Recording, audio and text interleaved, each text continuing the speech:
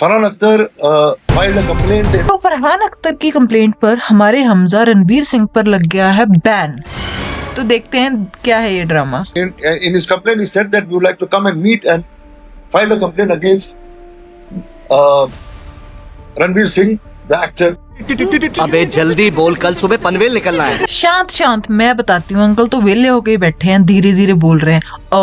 Ranveer Singh the actor, Ranveer Singh the actor. तो मोटा मोटी अंकल ये कहना चाह रहे हैं कि फरहान अख्तर जी ने कंप्लेंट करी रणवीर सिंह के खिलाफ कि इन्होंने मेरी मूवी करने से मना कर दिया जस्ट 3 हफ्ते पहले, और उनका काफी खर्चा हो गया है, प्री प्रोडक्शन का, बुकिंग वगैरह और जो भी खर्चे होते हैं मुझे नहीं पता, तो वो सारे खर्चे हो गए हैं और रणवीर सिंह ने मना कर दिया और अब नुकसान हो गया है 45 करोड़ का। तो जान तो वो भरपाई करे या फिर वो मूवी करे। इतने पैसे हमने जिंदगी में कभी नहीं देखे, इतने के तो उनके नुकसान ही हो जाते हैं। हे भगवान, 1 करोड़ यहाँ पे भी फेंक के मारो। बड़ा हरामी हो बेटा।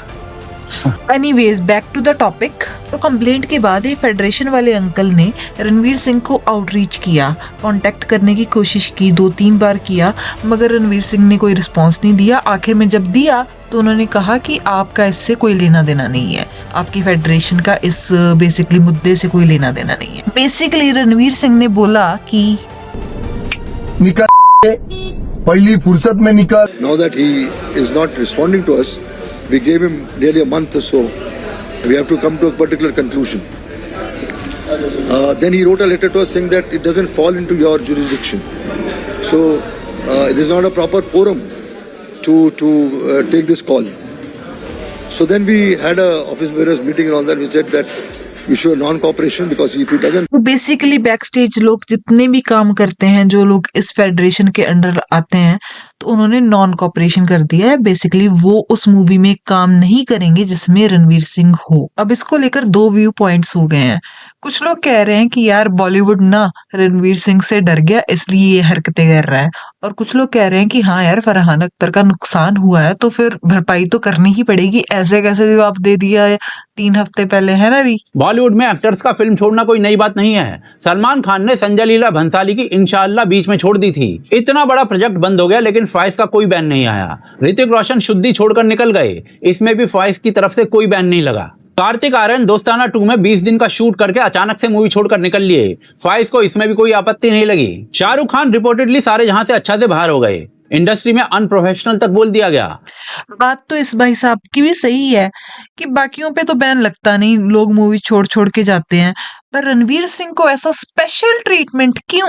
रणवीर सिंह के पीछे पूरा बॉलीवुड हाथ धो के पड़ा है। किसी ने ये सोचा भी नहीं होगा कि इतनी ग्रैंड सक्सेस के बाद किसी एक्टर को ये सब फेस करना पड़ेगा। पहले भी कई स्टार्स ने लास्ट मोमेंट पर फिल्म छोड़ी, पर किसी स्टार को इतने हद तक टारगेट नहीं किया गया। The root of all this according to me is दैवा। आपको याद होगा कि धुरंधर रिलीज से पहले रणवीर सिंह ने मां चामुंडेश्वरी का मजाक उड़ाया था। बिग मिस्टेक, क्योंकि दैव का न्याय। यार ये तो गलत बात है, हर एक बात रिलीजन के साथ नहीं जोड़ी जा सकती। क्योंकि रणवीर सिंह को जो ये टारगेट किया जा रहा है, बैन किया जा रहा है ना, वो किया ही इसलिए जा रहा है कि कोई भी बड़ा एक्टर कल को किसी भी प्रोपेगेंडा को बर्स्ट करने वाली मूवी या फिर नैरेटिव को तोड़ने वाली मूवी में काम करने में डरे।